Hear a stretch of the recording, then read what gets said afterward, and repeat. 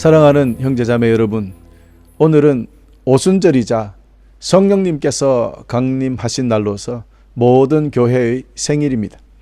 이날에 하나님의 가장 귀한 선물 되시는 성령님께서 우리에게 오셨으니, 그래서 우리는 오늘 이날을 성령 강림 주일로 섬기고 있습니다. 특별히 이날은 그와 같은 우리를 버려두시지 아니하시고 성령께서 오셨습니다. 여러분, 먼저 구약시대의 오순절은 구약성경 레위기 23, 15절에서 22절에 집중적으로 기록되어 있습니다. 6월절로부터 50일째 되는 날, 샤브오트라고 하지요. 히브리 말로, 즉 오순절, 추기를 이야기합니다. 이 샤브오트 오순절 날에는 모세시대 광야에서 십계명을 받았던 날이었습니다. 또 첫 열매를 하나님께 바치는 날로부터 50일 후에 세곡식 제물을 드리는 날, 일종의 추수감사절이기도 했습니다. 그러니 이 오순절에 여러 가지 곡식과 또 양과 숫소와 여러 가지를 동원해서 제사를 하나님께 드렸습니다. 이 말은 하나님께서 주신 풍성한 추수에 대한 감사를 올려드렸던 것입니다. 또 세 번째, 이날은 안식일도 아닌데 모든 백성이 일하지 않도록 명령받은 날입니다.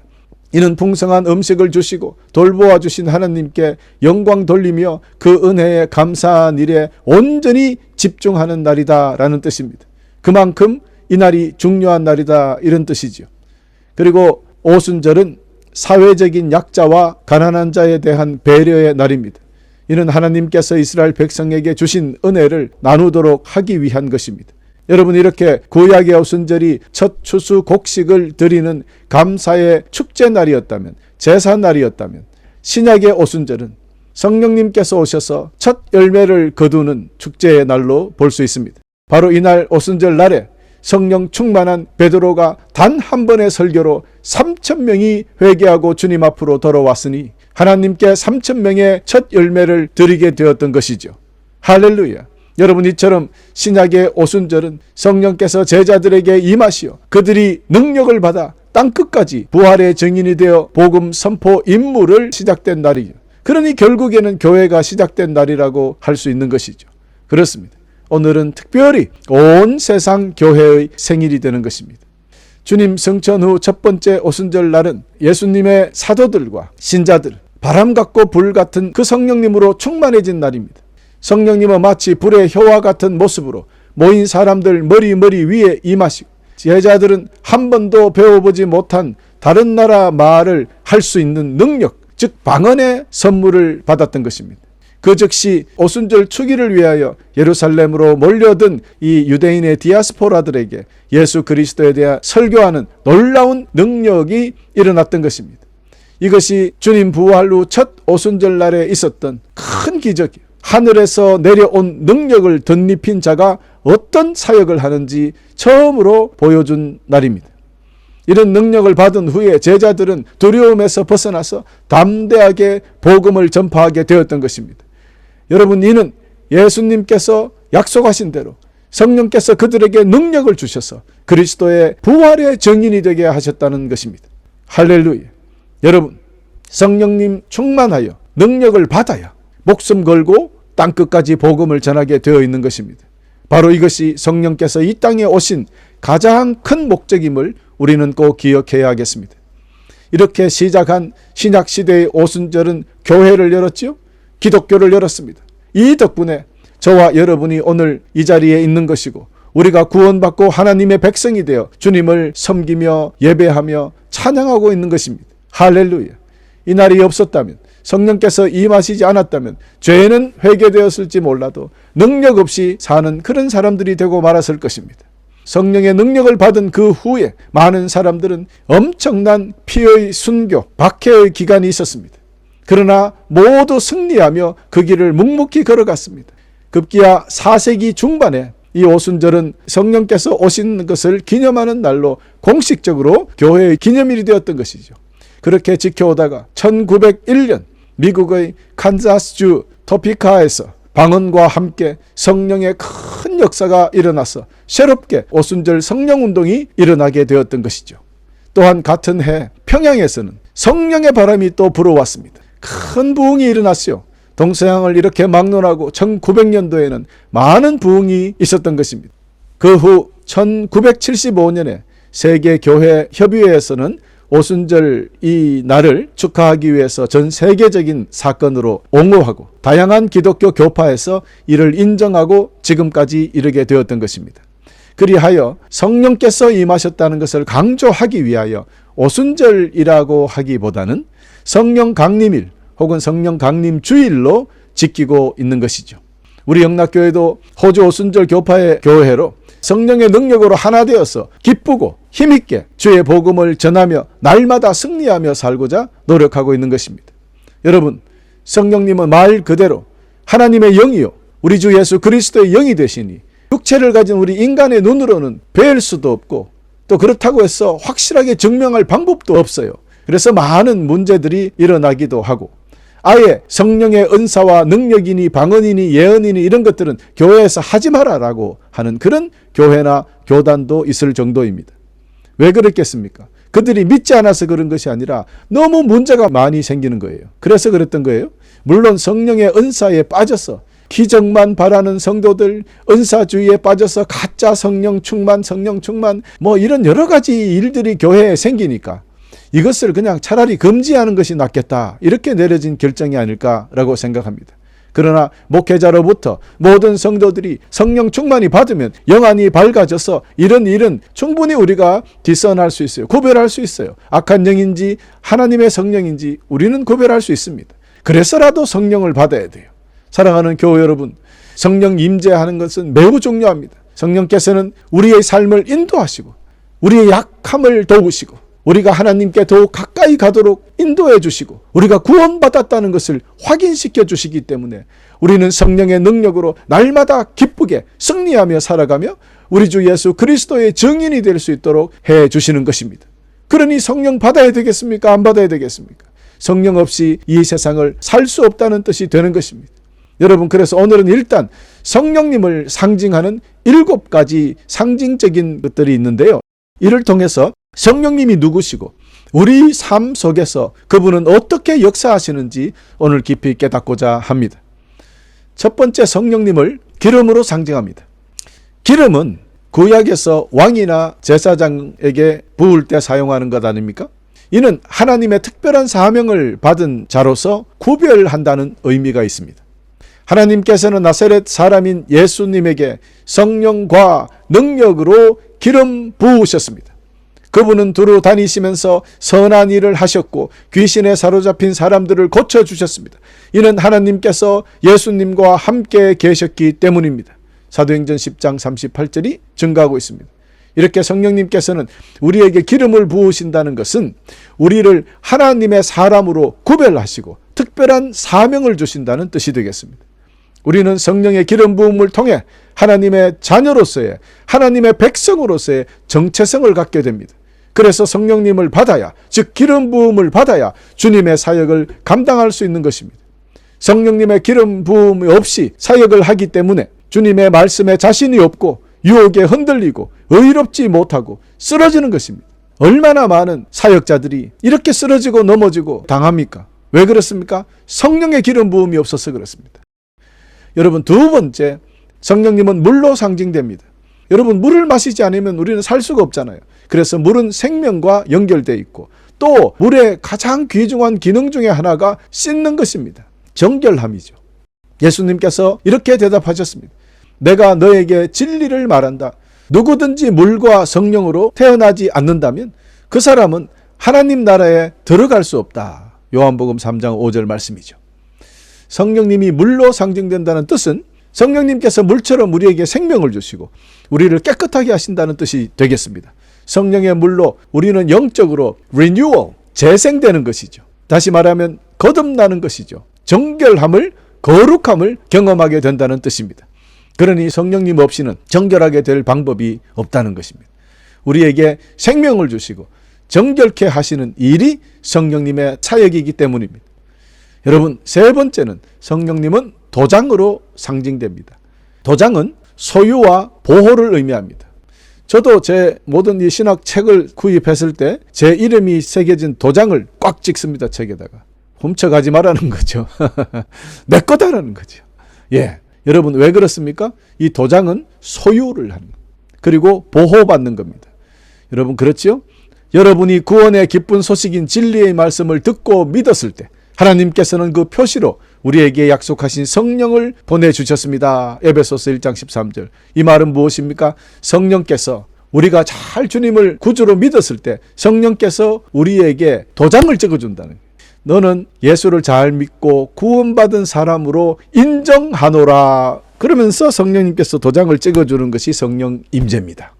여러분 그러니까 구원의 확신이 되는 거죠.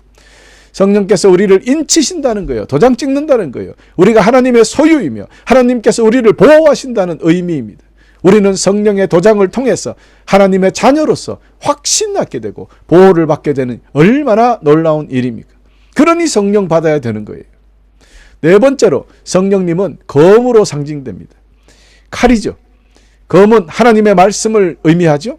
성령의 검, 곧 하나님의 말씀을 가지라. 이 뜻은 하나님의 말씀으로 우리의 영적 전쟁에서 강력한 무기로 싸워 이겨라는 뜻입니다. 우리는 성령의 검으로 영적 싸움에서 승리할 수 있게 되는 것입니다. 성령의 검이 없으면 결코 이길 수가 없어요. 그러니 우리는 성령 받아야 됩니다. 여러분 모두 성령으로 충만해 주시기를 간절히 축원합니다. 다섯 번째, 성령님은 불로 상징됩니다. 불은 정결함이죠. 또한 열정을 의미하기도 합니다. 오늘 본문 말씀에 성령님께서 제자들에게 임하실 때 나타나신 현상도 불입니다.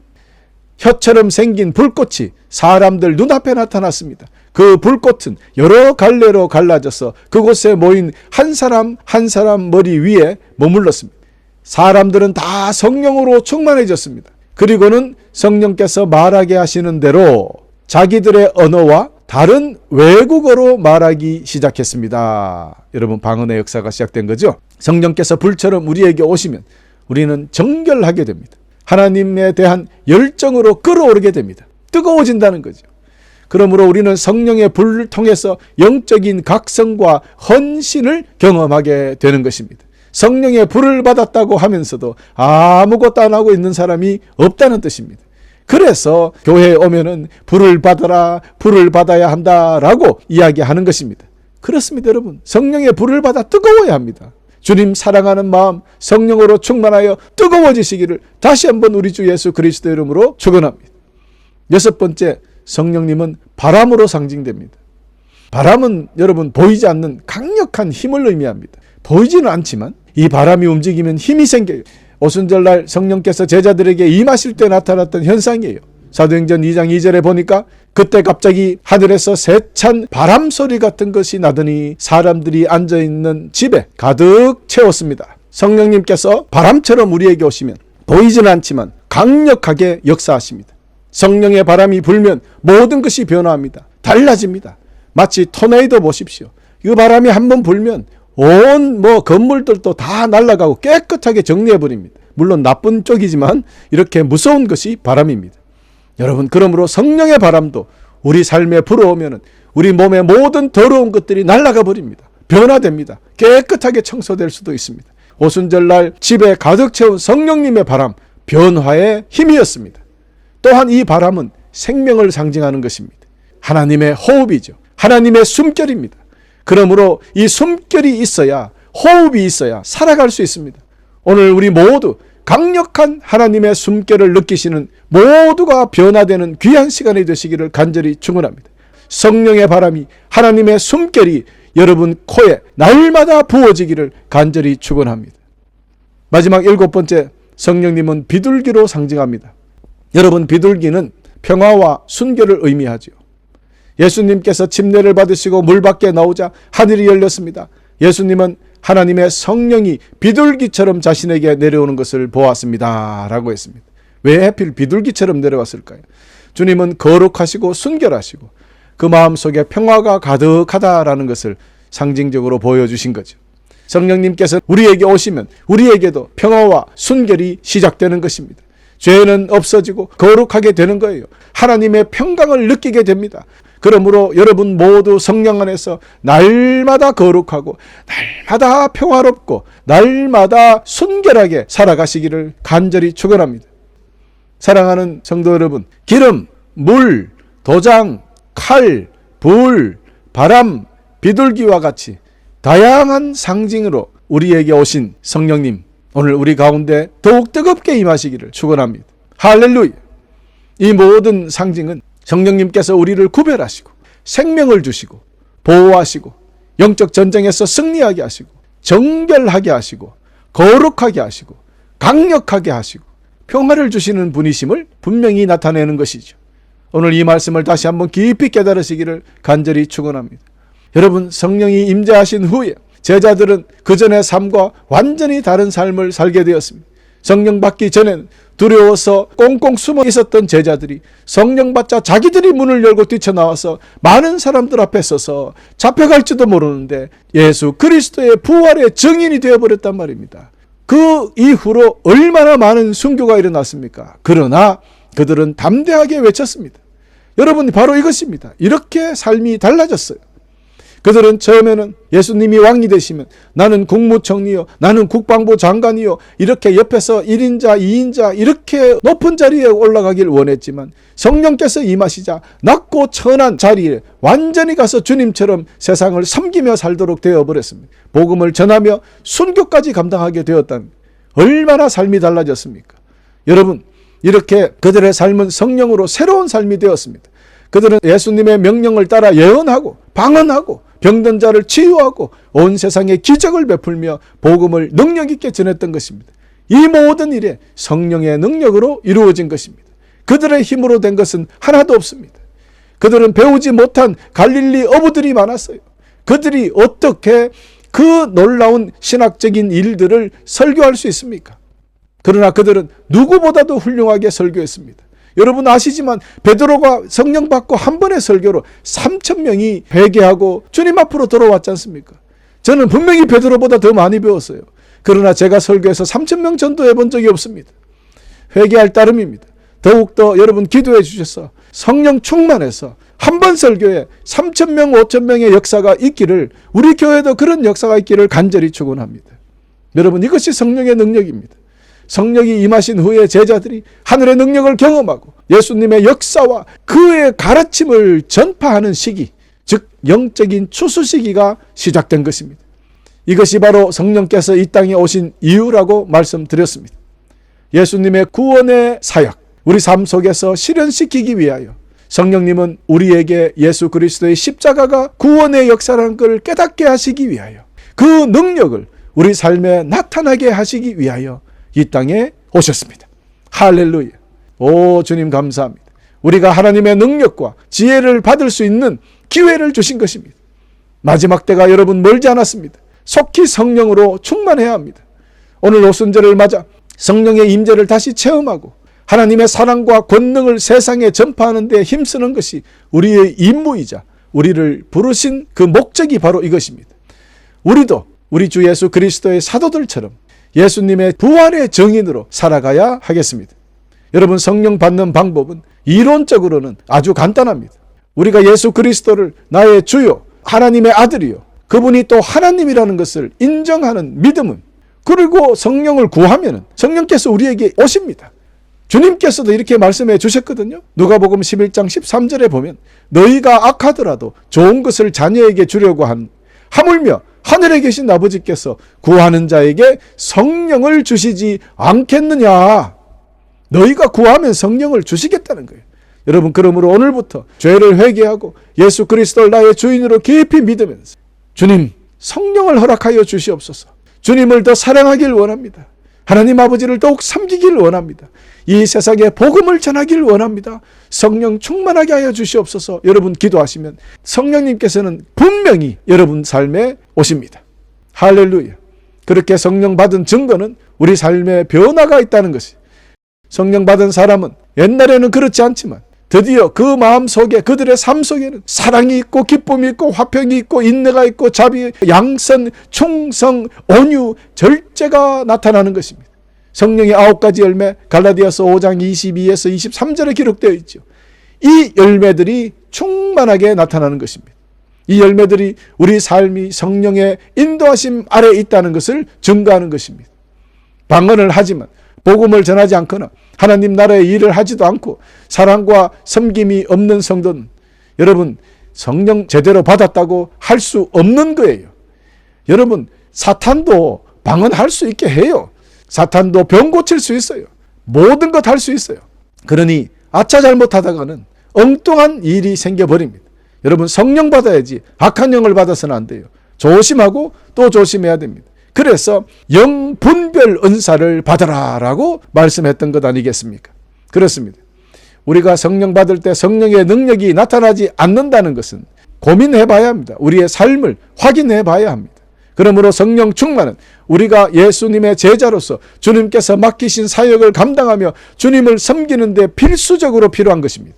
그렇기 때문에 주님을 위해서, 하나님 나라를 위해서 일하지 않는 사람, 복음을 전하지 않는 사람에게는 성령님의 능력도 나타나지 않는다는 것을 기억하시기를 간절히 축원합니다. 여러분, 복음 전하고 하나님 나라의 일을 하려고 기도하는 자에게 성령의 능력이 나타납니다. 꼭 기억하시기를 바랍니다. 이것이 바로 성령께서 오신 이유니까요. 기름, 물, 도장, 검, 불, 바람, 비둘기와 같이 다양한 모습으로 우리에게 오신 성령님, 우리를 사탄으로부터 보호하시고 복음을 전하기 위하여 큰 능력을 부어주시고 우리를 구원의 확증을 주시는 성령님께서 우리와 함께 계셔서 우리는 넘어지지 않고 두려워하지 않고 날마다 승리하며 앞으로 나아갈 수 있게 되는 것입니다. 그러므로 우리는 성령님 오심에 감사와 영광과 찬송을 돌려드려야겠습니다. 할렐루야. 끝으로 우리 모두 성령 충만하여서 오늘부터 날마다 성령님과 함께 기쁘게 능력 있게 하늘나라 백성 하나님의 자녀가 되어서 승리하며 살아가시기를 간절히 축원하면서 2024년 성령 강림주일 설교를 마치겠습니다.